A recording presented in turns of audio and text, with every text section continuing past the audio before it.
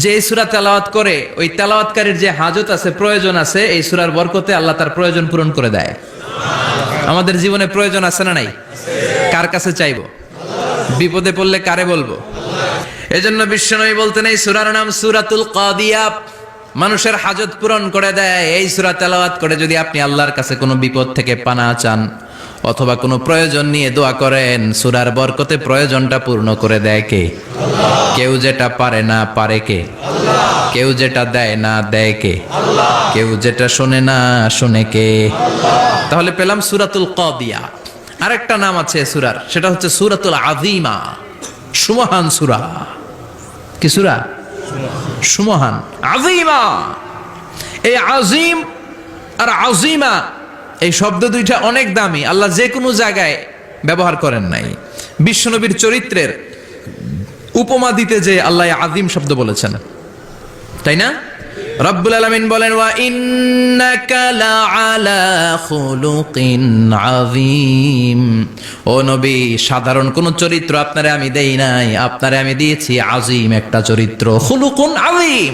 And verily indeed you are on a very good standard of character. অসাধারণ চরিত্র দিয়েছি। বিশ্বনবীর চরিত্র বুঝাতে যে আল্লাহ কি শব্দ ব্যবহার করেছেন? কথা বলে না, তাফসীর শিখে যেতে হবে। কোন শব্দ ব্যবহার করেছেন? আযীম। আবার আল্লাহ নিজের পরিচয় দিতে যে আযীম বলেছেন, ওয়ালা ইয়াউদুহু হিফযুহুমা ওয়া হুয়াল আলিয়্যুল আযীম। সুবহানাল্লাহ।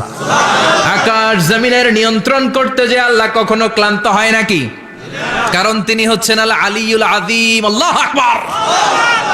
তার মানে নবীর চরিত্রের ক্ষেত্রে আযীম, আল্লাহর নিজের সত্তার ক্ষেত্রে আল্লাহ বললেন আযীম। আবার বললেন কিয়ামতের দিন গোটা পৃথিবীটারে আমি নাড়িয়ে দেব, গোটা পৃথিবীতে একটা আমি ভূমিকম্প দিব। এই কথাও কোরআনে আছে না নাই?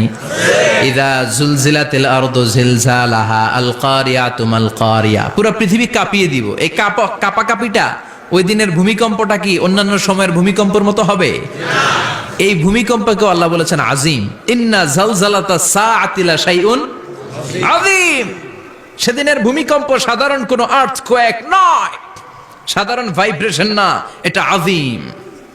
আবার আল্লাহ কোরআনকেও আযীম বলেছেন, ওয়ালাকাদ আতাইনাকা সাবআম মিনাল মাসানি ওয়াল কুরআনাল আযীম। ও নবী, আমি আপনারে নিত্য পাঠনীয় সপ্তবাক্য সূরাতুল ফাতিহা দিয়েছি, সাথে সাথে কোরআনে আযীম দান করেছি। সুবহানাল্লাহ। তার মানে কোরআনের ক্ষেত্রে আযীম, কিয়ামতের ভূমিকম্প এটা আযীম, আল্লাহ নিজেও আযীম, বিশ্বনবীর চরিত্র আযীম। আবার এই সূরাটাও যেহেতু দামি, এজন্য এই সূরার নাম সূরাতুল আযীমা, সূরাতুল আযীমা, সুমহান সূরা। এটা যেন তেন সূরা নয়, এটা তো কোরআনের কলব। কলব ছাড়া মানুষ বাঁচে? হার্ট ফাউন্ডেশনে যেয়ে দেখবেন মানুষের কি অবস্থা। হৃদরোগ, হৃদয় যার নষ্ট, তার যে কত কষ্ট।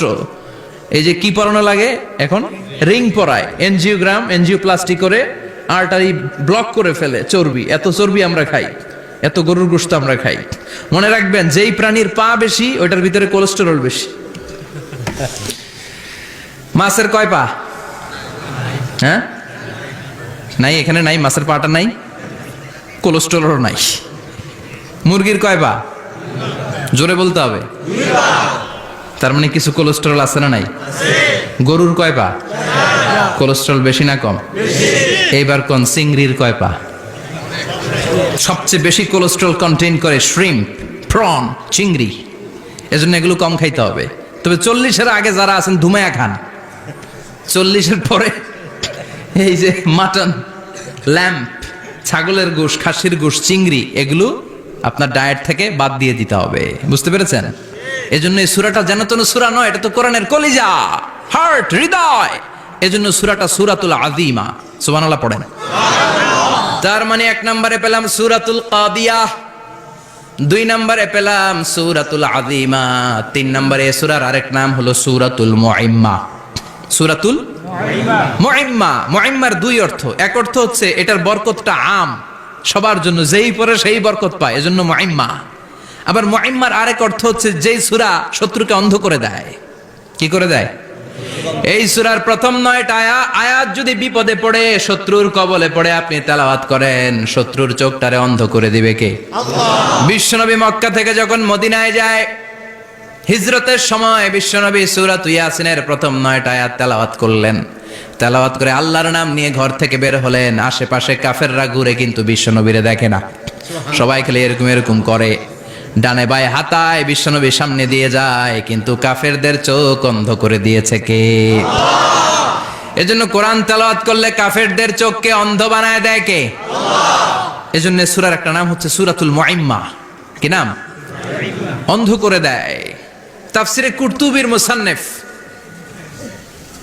ইমাম আল কুরতুবি, উনাকে জালিম বাদশা বন্দী করেছিল। ওনার তাফসিরে এসেছে উনি শক্তিশালী লোক ছিলেন, জেলখানা ভেঙে বাঁচার জন্য দিছে দৌড়। উনারেও ধরার জন্য জালিম বাদশার সৈনিকেরা ঘোড়া নিয়ে রওনা হয়েছে। উনিও দৌড়ায়, ঘোড়াও পেছন থেকে আসে। ওমিয়া মানুষ কি ঘোড়ার দৌড়ের সাথে পারে? উনি হাঁটতে হাঁটতে হয়রান হয়ে এক বালুর ময়দানে যে ধপাস করে পড়েছেন। ওরাও ঘোড়া দিয়ে এসে নেমেছে, কিন্তু আজীব তামাশা, উনি বালুতে ধপাস করে পড়েই সূরাত ইয়াসিনের প্রথম 9 আয়াত তেলাওয়াত করতে শুরু করেছেন। ওরা নিচে নেমে ডানে বায়ে সামনে পিছনে খালি খুঁজে, কিন্তু দেখে না, সামনেই কিন্তু বসা। ওদের চোখটার অন্ধ করে দিছে কে? আল্লাহ। বিশ্বাস হয়? ঈমান হয়? এজন্য বিপদে পড়লে সূরাত ইয়াসিনের প্রথম 9 আয়াত পড়তে রাজি আছেন? আল্লাহ তুমি তৌফিক দাও। আরো জোরে পড়েন আমিন।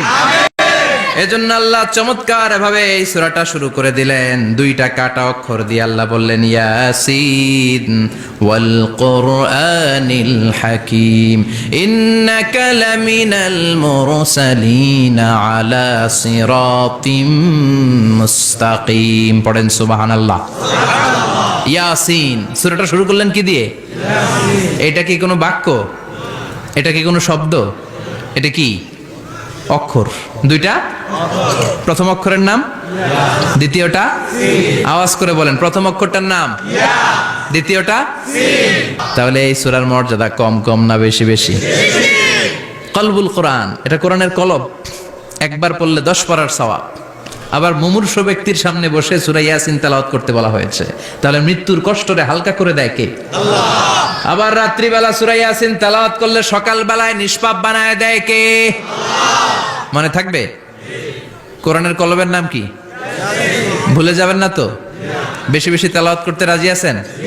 সকাল সন্ধ্যা তেলাওয়াত করবেন তো?